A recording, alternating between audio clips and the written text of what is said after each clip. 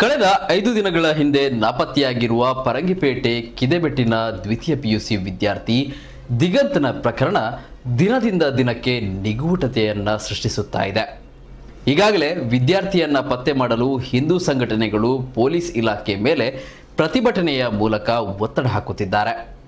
ನಾಪತ್ತೆ ಪ್ರಕರಣವನ್ನ ಮೊದಲು ಅಷ್ಟು ಸೀರಿಯಸ್ ಆಗಿ ತೆಗೆದುಕೊಳ್ಳದ ಕಾರಣ ಇದೀಗ ಪೊಲೀಸ್ ಇಲಾಖೆ ನಿದ್ರೆ ಬಿಟ್ಟು ಕೆಲಸ ಮಾಡಬೇಕಾದ ಪರಿಸ್ಥಿತಿ ಬಂದೊದಗಿದೆ.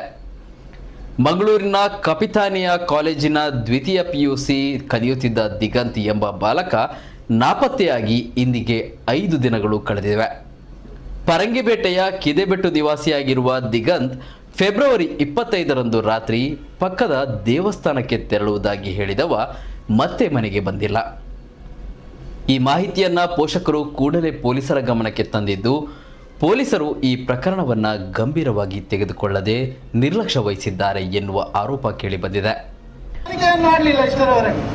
ಯಾಕಂತ ಹೇಳಿದ್ರೆ ಒಂದು ದೊಡ್ಡ ನಿರ್ಲಕ್ಷ್ಯ. ಹೋದ್ರೆ ಹೋಗ್ಲಿ, ಎಲ್ಲಾ ಕಡೆ ಹೀಗೆ ಆಗ್ತದೆ ಅಂತ ಹೇಳಿ ಅದಲ್ಲ. ನಾವು ನಿಮಗೆ ತುಂಬಾ ಸಹಕಾರ ಕೊಟ್ಟಿದ್ದೇವೆ ಪೊಲೀಸ್ನವರು. ನಾವು ಇಷ್ಟು ದೊಡ್ಡ ಕಾರ್ಯಕ್ರಮಗಳನ್ನು ಮಾಡ್ತೇವೆ. ನೀವು ಸ್ವಲ್ಪ ಜನ ಪೊಲೀಸ್ ಇರುವಾಗ ಕೂಡ ನಾವು ಇದನ್ನು ವ್ಯವಸ್ಥಿತವಾಗಿ ಒಳ್ಳೆ ರೀತಿಯಲ್ಲಿ ಇಲ್ಲಿ ಕಾರ್ಯಕ್ರಮವನ್ನು ಮಾಡ್ತಿದ್ದೇವೆ. ಈಗ ಈ ಒಂದು ಮಗುವಿನ ವಿಷಯದಲ್ಲಿ ಪೊಲೀಸರು ಸಂಪೂರ್ಣವಾಗಿ ನಿರ್ಲಕ್ಷ್ಯ ಮಾಡಿದ್ದಾರೆ.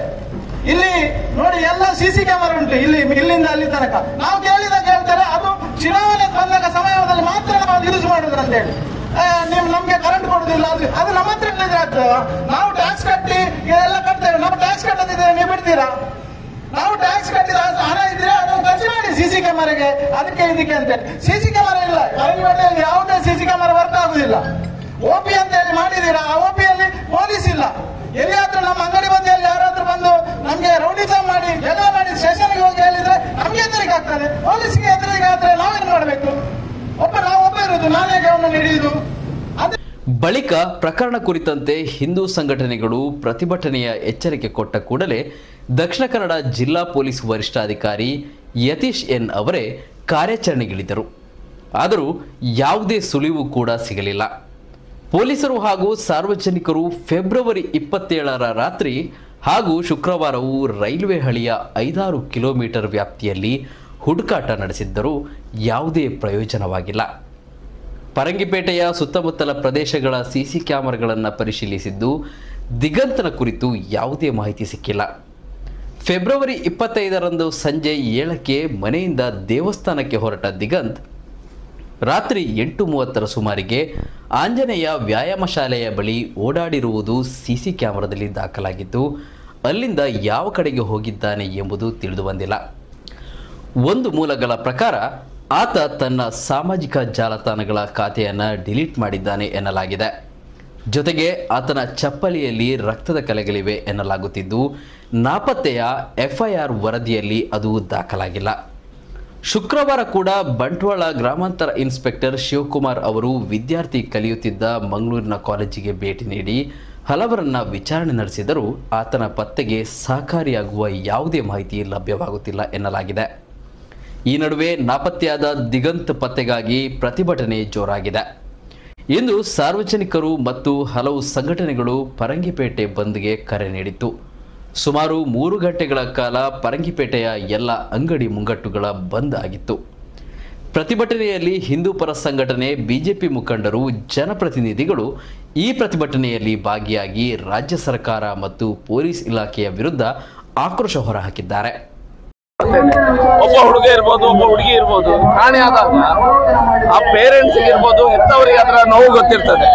ಪೊಲೀಸ್ ಇಲಾಖೆ ಅಂತ ನಾವು ಪ್ರತಿ ಸತಿ ಮಾತಾಡಿದಾಗ ಅದು ಅಸಡ್ಡೆಯ ಒಂದು ವಿಷಯ. ಅದೊಂದು ನಾರ್ಮಲ್ ಆಗಿ ಒಂದು ಕಾಣೆ ಆಗಿದ್ದಾರೆ, ಹುಡುಗ ಕಾಣೆ ಆಗಿದ್ದಾನೆ, ಹುಡುಗಿ ಕಾಣೆ ಆಗಿದೆ ಅನ್ನೋ ಒಂದು ವಿಷಯ. ಈಗ ಪ್ರತಿಭಟನೆ ನಿನ್ನೆಯಿಂದ ಮತ್ತು ಇವತ್ತಿನ ಶುರುವಾದ ನಂತರ ಒಂದು ರೀತಿಯಲ್ಲಿ ಇವರು ಪೊಲೀಸರು ಈಗ ನಾವು ಇನ್ವೆಸ್ಟಿಗೇಷನ್ ಮಾಡ್ತಾ ಇದ್ದೇವೆ ಅನ್ನೋದ್ರ ಬಗ್ಗೆ ಗಮನವನ್ನ ಕೊಡ್ತಾ ಇದ್ದಾರೆ. ನಾವು ಪ್ರತಿಭಟನೆ ಮಾಡದಿದ್ರೆ ಅಥವಾ ಪ್ರತಿಭಟನೆ ಮಾಡುವಂತ ಶಕ್ತಿ ಇಲ್ಲದ ಒಂದು ಕುಟುಂಬ ಇದ್ರೆ ಪೊಲೀಸ್ ಇಲಾಖೆ ಏನ್ ಮಾಡ್ತಾರೆ? ಹಾಗಾದ್ರೆ ಬಿಟ್ಟು ಬಿಡ್ತಾರ ಇವರನ್ನ? ಪ್ರತಿಭಟನೆ ಮಾಡಿದ್ರೆ ಮಾತ್ರ ನ್ಯಾಯ ಸಿಗ್ತದೆ ಅಂತ ಹೇಳಿದ್ರೆ ಅರ್ಥ ಏನು? ಸರ್ಕಾರ ಏನ್ ಮಾಡ್ತಾ ಇದೆ, ಪೊಲೀಸ್ ಇಲಾಖೆ ಏನ್ ಮಾಡ್ತಾ ಇದೆ? ನಮ್ಮಲ್ಲಿ ಹಲವಾರು ಪ್ರಶ್ನೆಗಳಿದೆ.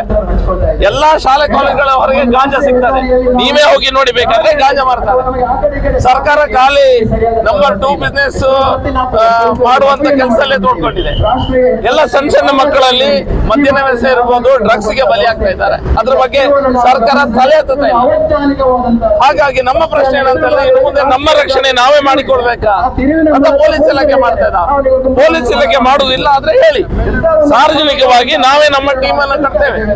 ಸಾರ್ವಜನಿಕವಾಗಿ ನಾವು ತಂಡವನ್ನು ಕೊಟ್ಕೊಂಡು ನಮ್ಮ ಏರಿಯಾವನ್ನು ಕಾಪಾಡುವುದು ಹೇಗೆ, ಡ್ರಗ್ಸ್ ಅನ್ನು ಹೇಗೆ ಮಟ್ಟ ಹಾಕಬೇಕು, ನಾವು ಮಟ್ಟ ಹಾಕ್ತೇವೆ.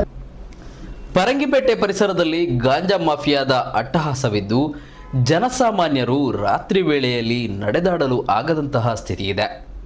ಪೊಲೀಸರಿಗೆ ಈ ವಿಚಾರ ತಿಳಿದಿದ್ದರೂ ಈವರೆಗೂ ಯಾವುದೇ ಕ್ರಮ ಕೈಗೊಂಡಿಲ್ಲ ಎನ್ನುವ ಆರೋಪಗಳನ್ನು ಮಾಡಿದ್ದಾರೆ. ಹಿಂದೂ ಪರ ಸಂಘಟನೆಗಳು ಈ ಪ್ರತಿಭಟನೆಯನ್ನು ಆಯೋಜಿಸಿದ್ದರೂ ಎಲ್ಲ ಧರ್ಮದ ಜನ ಈ ಪ್ರತಿಭಟನೆಯಲ್ಲಿ ಭಾಗಿಯಾಗಿ ಬಾಲಕನ ಪತ್ತೆ ವಿಚಾರದಲ್ಲಿ ಒಗ್ಗಟ್ಟು ಪ್ರದರ್ಶಿಸಿದ್ದಾರೆ.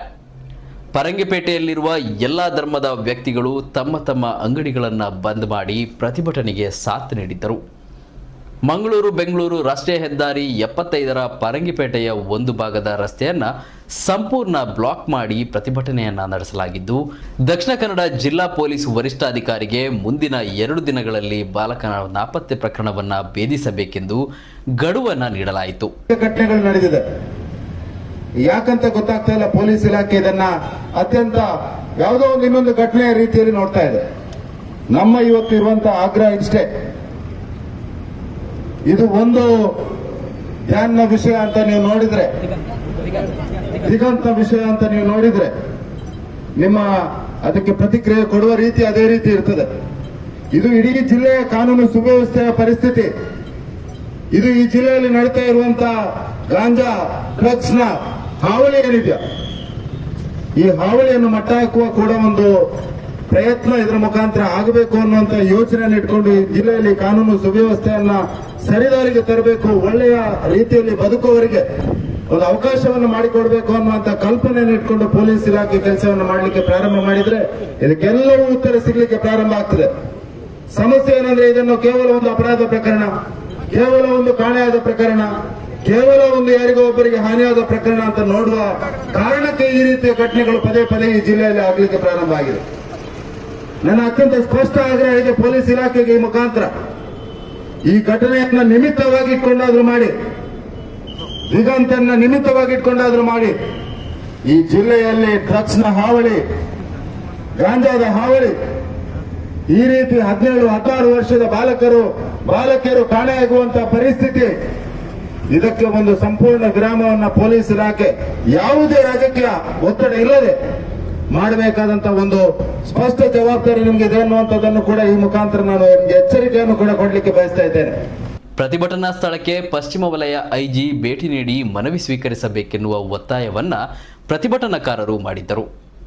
ಪ್ರತಿಭಟನಾ ಸ್ಥಳದಲ್ಲಿ ಉಪಸ್ಥಿತರಿದ್ದ ದಿಗಂತ್ ಕುಟುಂಬವನ್ನ ಎಸ್ಪಿ ಯತೀಶ್ ಎನ್ ಭೇಟಿಯಾಗಿ ಶೀಘ್ರ ಪತ್ತೆಯ ಭರವಸೆಯನ್ನ ನೀಡಿದರು.